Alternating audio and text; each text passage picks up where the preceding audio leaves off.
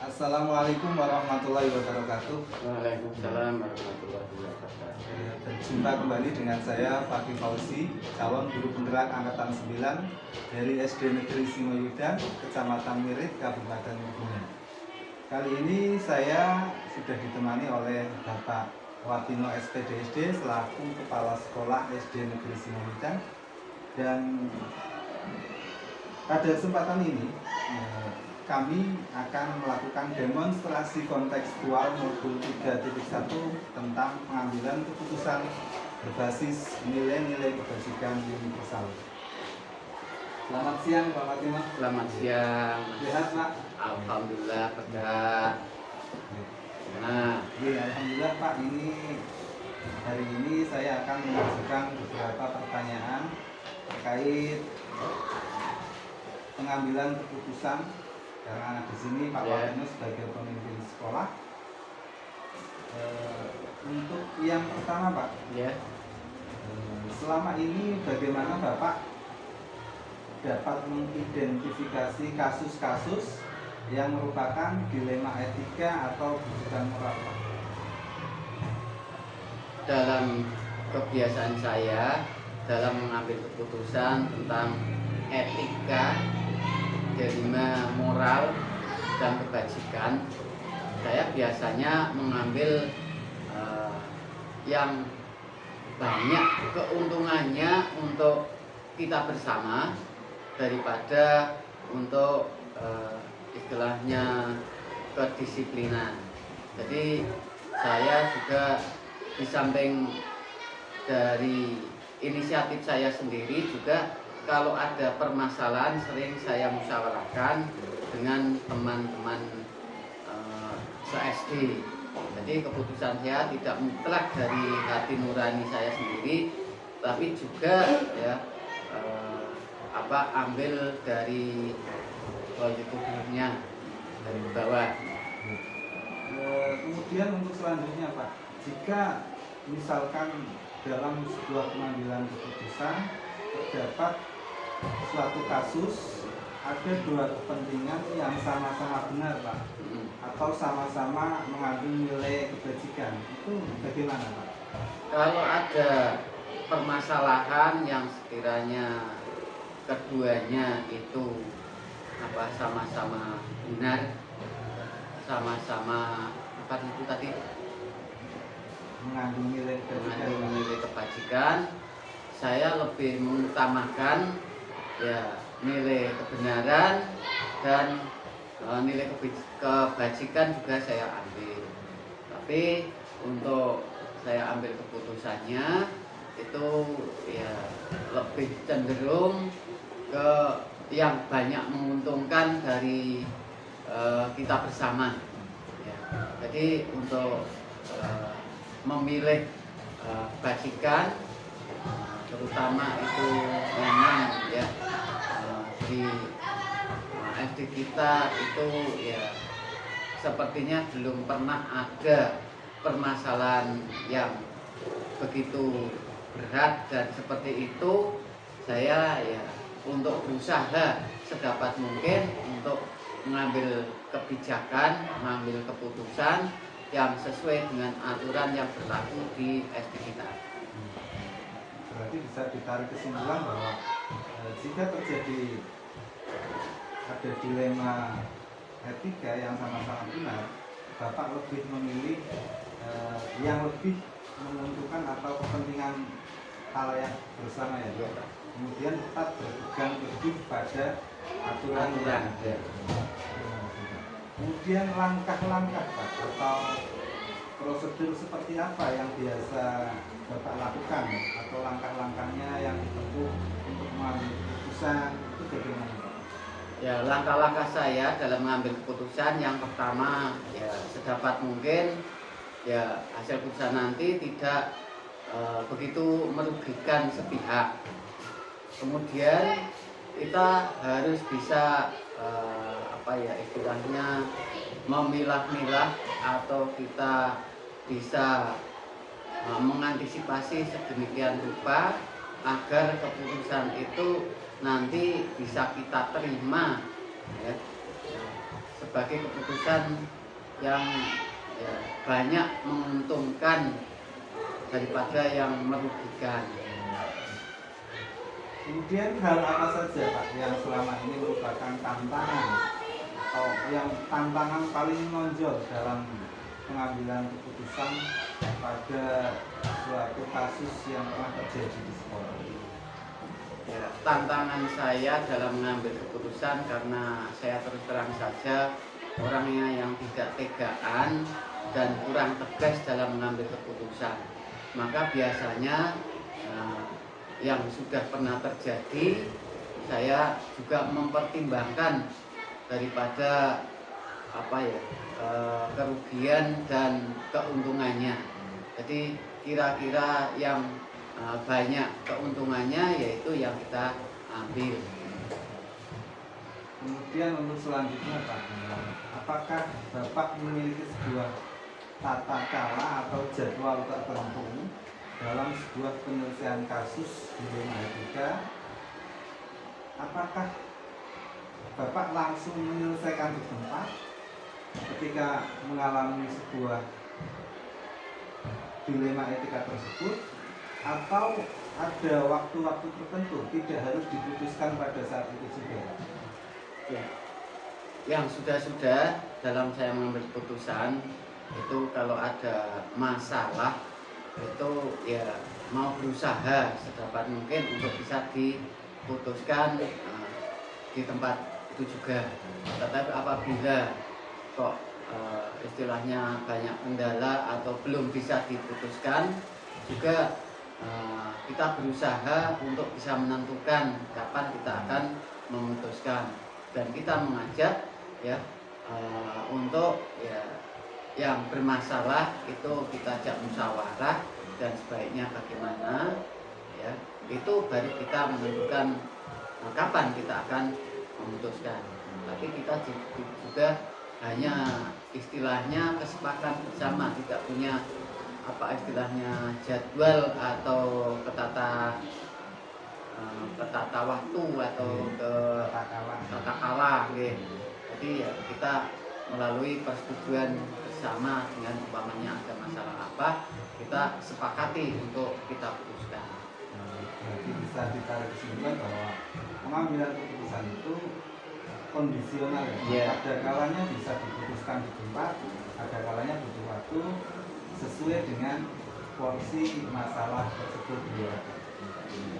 Untuk selanjutnya Pak, adakah seseorang atau faktor-faktor yang selama ini mempermudah atau membantu Bapak dalam pengambilan keputusan dalam kasus dilema etika? Ada, jadi yang sering kita gunakan untuk membantu dalam kita memutuskan permasalahan, kita biasanya ya minta pertimbangan dari teman-teman ya, teman-teman se-SD khususnya, dan kita juga kita pertimbangkan ya, sebaiknya bagaimana. Jadi kita ya punya ya istilahnya yang mempermudah untuk mendapatkan keputusan, untuk menentukan keputusan, terutama ya kita sesama teman sekolah. Kemudian untuk yang terakhir Pak, ini kan dari semua hal yang telah disampaikan, pembelajaran apa saja yang dapat Bapak ambil dari pengalaman ketika mengambil sebuah keputusan yang berada dalam dilema etika atau benar lawan benar?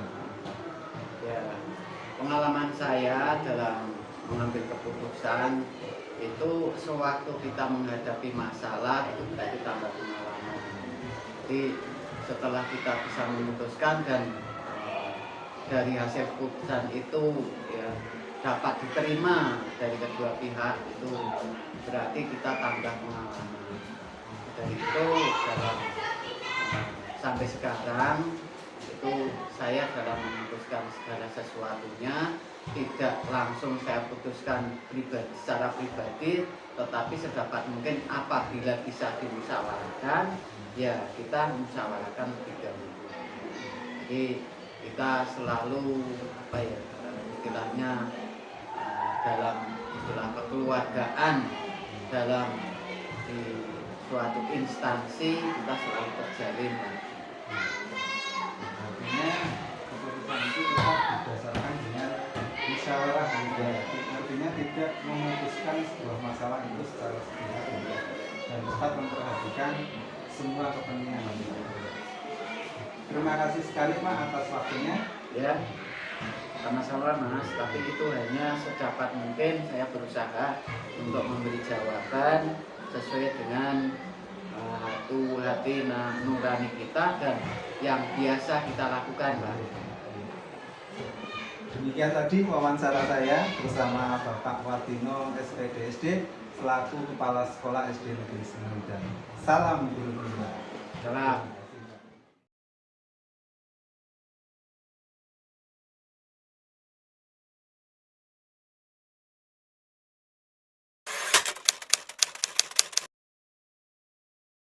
Jadi di sini menjadi seorang pemimpin itu memang harus mempunyai suatu keterampilan untuk menyelesaikan suatu kasus atau mengambil keputusan dengan tepat. Untuk mengidentifikasi apakah kasus tersebut termasuk dilema etika atau bujukan moral, yang sudah saya lakukan, yang pertama adalah memahami dulu kasus tersebut.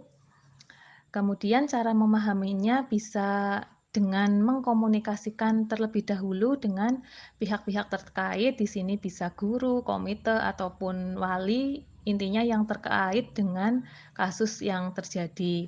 Kemudian yang kedua dengan cara mengidentifikasi kasus tersebut dengan membuat daftar pertanyaan. Dengan syarat itu adalah pertama, apakah kasus tersebut melanggar hukum, kemudian yang kedua, apakah kasus tersebut melanggar norma yang menimbulkan ketidaknyamanan sosial. Nah, apabila kedua syarat tersebut tidak ada di dalam kasus tersebut, dipastikan kasus tersebut adalah sebuah kasus dilema etika. Tetapi jika kedua syarat tersebut ada dalam sebuah kasus, berarti dipastikan kasus tersebut adalah sebuah kasus bujukan moral.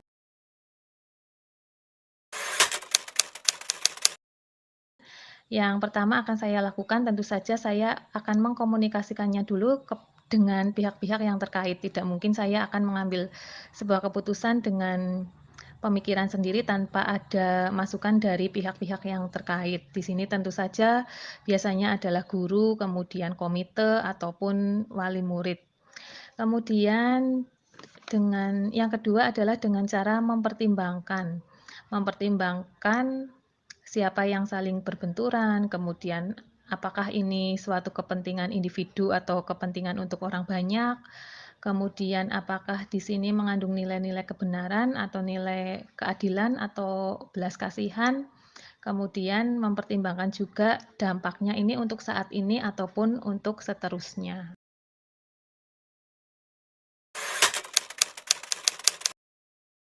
Jadi, langkah-langkah atau prosedur yang saya lakukan ketika saya menyelesaikan suatu kasus atau mengambil suatu keputusan terhadap suatu kasus berdilema etika, memang saya belum pernah melakukannya dengan 9 langkah pengambilan keputusan seperti yang ada di teori, tetapi hanya beberapa langkah saja. Yang pertama tentu saja saya akan mengenali dulu nilai-nilai yang saling bertentangan di dalam kasus tersebut.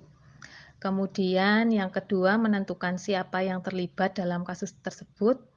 Kemudian yang ketiga mengumpulkan fakta-fakta yang ada. Kemudian yang keempat saya mengkomunikasikannya dengan pihak-pihak yang terkait. Setelah semuanya terkumpul data-data dalam identifikasi kasus tersebut, kemudian saya membuat keputusan. Dan yang terakhir tentu saja setelah membuat keputusan, saya lihat kembali keputusan yang sudah saya buat apakah sudah benar-benar benar atau masih bisa ada keputusan lain yang lebih bisa menguntungkan kedua belah pihak.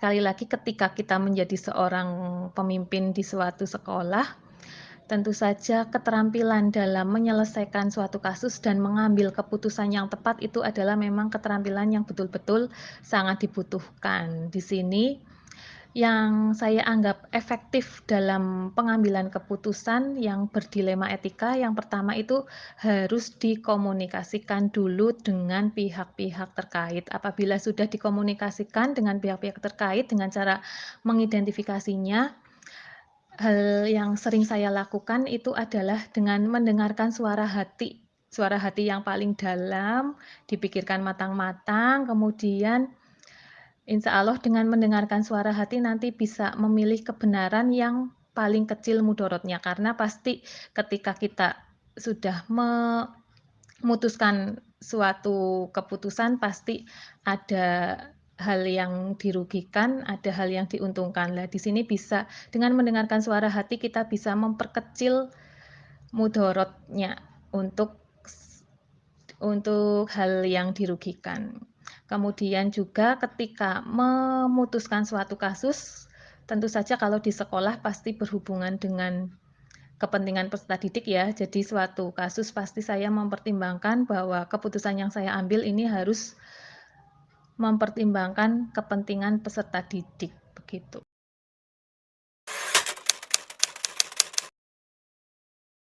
Memang dalam pengambilan keputusan banyak sekali tantangannya. Yang pertama, tantangan yang saya alami adalah bagaimana caranya agar keputusan yang saya ambil itu bisa menyenangkan semua pihak dan tidak ada pihak yang dirugikan.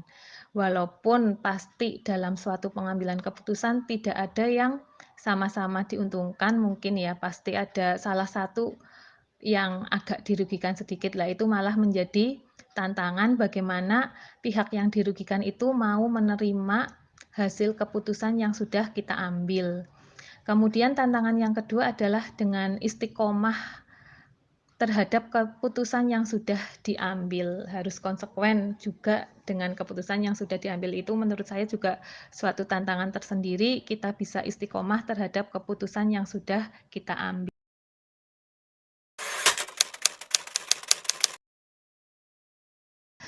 Tidak ada jadwal, saya tidak mempunyai jadwal tertentu dalam menyelesaikan suatu kasus. Kemudian, apakah Anda langsung menyelesaikannya di tempat? Tergantung kasusnya. Apabila kasusnya tersebut genting dan harus diselesaikan saat itu juga, di tempat itu juga, tentu saja saya akan cepat mengambil sebuah keputusan dengan syarat tetap saya komunikasikan terlebih dahulu dengan pihak-pihak terkait.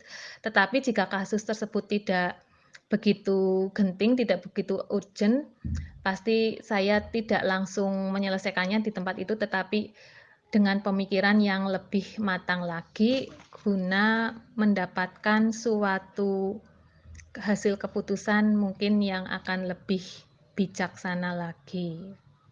Gitu.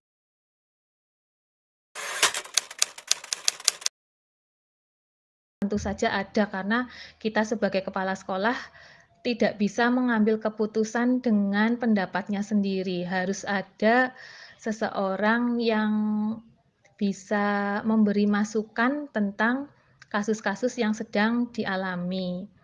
Biasanya seseorang tersebut ya guru-guru yang ada di sekolah, kemudian pihak-pihak yang terkait dengan kasus tersebut, mungkin bisa komite ataupun wali siswa ataupun bisa juga dengan pengawas.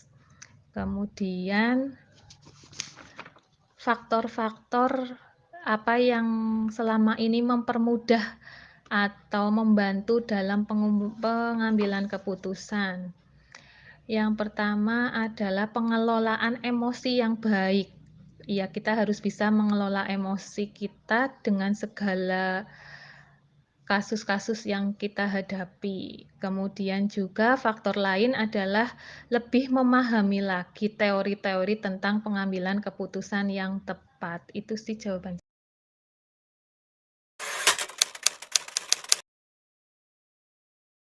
Jadi, ketika kita mengambil suatu keputusan berdilema etika, itu memang dampaknya sangat besar apabila keputusan yang kita ambil itu kurang tepat. Untuk itu, sebelum memutuskan suatu permasalahan atau suatu kasus harus bisa mengkoordinasikannya dan mengkomunikasikannya dengan pihak-pihak terkait supaya tetap terjaga harmonisasi di lingkungan kerja. Begitu. Satu lagi yang nomor 8, pelajaran yang bisa saya petik adalah ketika kita mengambil sebuah keputusan, yang terpenting dilihat adalah kepentingan murid. Apakah keputusan yang kita ambil itu berpihak pada murid atau tidak. Kemudian yang terakhir adalah kita harus bisa mempertanggungjawabkan atau konsekuen dengan keputusan yang sudah kita ambil. Begitu.